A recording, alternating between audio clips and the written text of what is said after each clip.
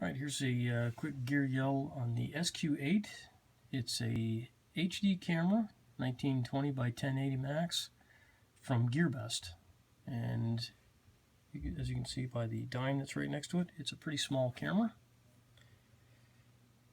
We've got a mode switch on the left, on-off switch on the right. That is all that is on the camera. It requires a card.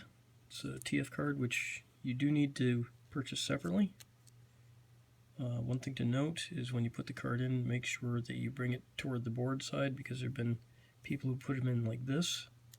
And if you put them in like that, it can get in the section that the card reader is not in and bounce around inside of there. And then the next thing you know, you have to take the camera apart in order to get the card out, which is not handy.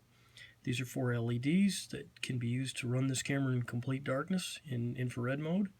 As you can see, it's 12 megapixel camera. That's for the stills.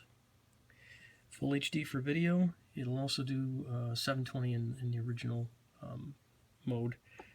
So there's a couple of confusing things that I'll address right off the bat. I'll hold the power button for a second. That fires it up. Right now I'm in the blue mode, and the blue mode will be shooting 720 video.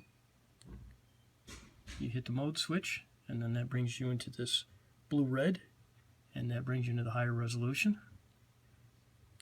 You hit it one more time, and that brings you into still photos. So at this point you can hit your button to take a still. So now it's taking a still.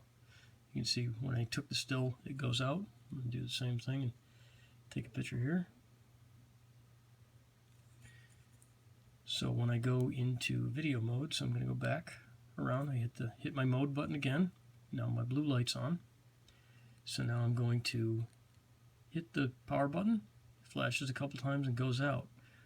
It's out, which means it's recording right now, which is not terribly intuitive, especially when most people are used to seeing a light that's indicating that something's turned on. So in this case, you just have to get used to that feature. And then when you're done, I'll turn the camera back around again, and then you hit the power button again, and then it goes back into standby mode. So far, I've been unable to actually shut the camera off by holding the power button down. So usually what I end up doing is I wait for a little bit of time, and then the blue light will eventually go out on its own. If anybody's got any suggestions on how to deal with that more effectively, feel free to let me know. But until it goes out on its own, I don't think, let me give that a shot. Now it went out. Good, so it did go out before I got a chance to hit the button.